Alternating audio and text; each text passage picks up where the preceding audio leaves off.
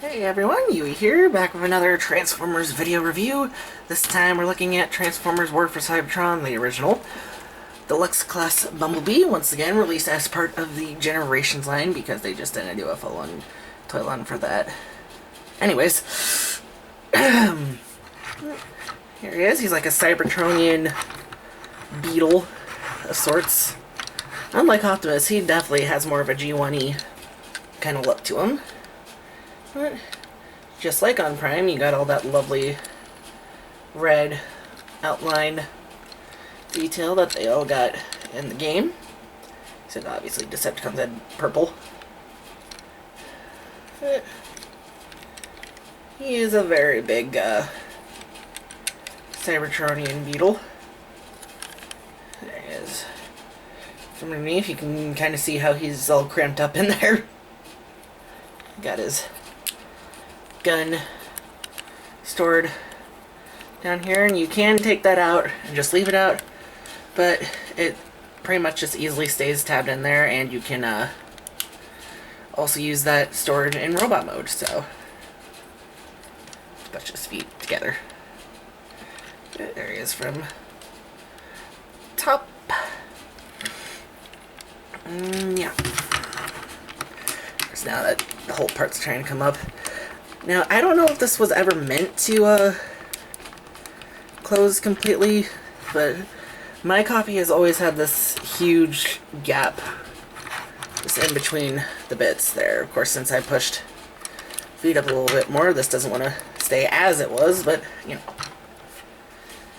But anyways, as with Fall of Cybertron Prime, obviously he's bigger, same size as OG War for Cybertron Prime. Here he is with War for Cybertron original Starscream, but was released in the Fall of Cybertron half of the games. Which, you know, finally, because I wanted this Starscream so freaking bad. Here he is with Studio Series Bumblebee Volkswagen. Closest thing I have to an actual Volkswagen B that this size, not counting the G1 reissue I have. And here he is with Movie Prime. Again, just shows you how huge these Deluxes, you know, used to be before all of the well, actually, I guess Studio Series was when they started making the Deluxes just a tiny bit smaller. Because even, like, last night, and Age of Extinction Deluxes were pretty, big.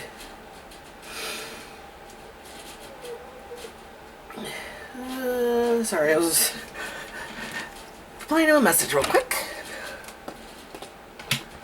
So, let's transform this big boy, and he's already wanting to come apart. So start, we can untab the legs, so it's going to be this whole focus camera chunk here. So you untab from this panel here, this panel here, and then there's a tab right there that goes up in there. But pretty much bring these forward, and the feet have become very loose over the years on mine. This whole section is just gonna tab in there, and we'll just leave that half for now. Untab these sections from here. This whole section is going to come up.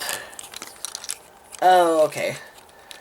Yeah, this side already did it, so I didn't think about it, but you want to untab the arms from the back of the Cybertronian mode. Bring his arms forward, and the back's already starting to freak out. But I'm just gonna flip up. Every time. Flip up his head. And this, oh, is the pistol. I'm like, what just fell? This whole section is going to collapse, and you got that slot and tab there. And it's on a little real bit. So that's just going to go in there. Grab the pistol without trying to bump the camera too much. There we go. Oof. Set his pistol there for now. Okay. His arms are pretty much done. You just take this whole section here and just bring that all up on his arm. Okay, now his legs. And I do like the transformation for the legs.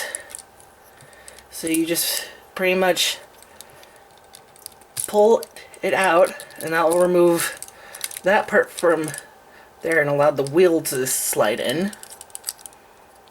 So, there's that. Then you bring this whole bit around on this joint back here, and that's going to essentially lock the wheel into place, and his foot just, it's meant to stay there, but again, the many years have taken its toll. But I don't think these ever really stayed in place, because it's not like there's any like tab or anything for them to connect to, so they've always been floppy feet. But yeah, and just straighten out that leg.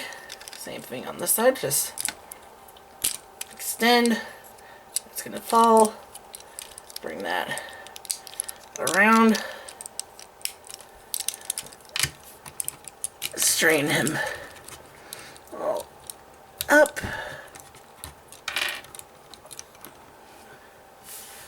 And there is Bumblebee in his robot mode. Let's take a look at his details. That lovely head sculpt. He has like a light piping section back here, but his eyes are painted. Let's see. Yeah, nope. Yeah, makes no difference. It's like they were like, let's put in light piping. No, we're gonna paint the eyes instead. Still do the light piping though. You got that red detailing there.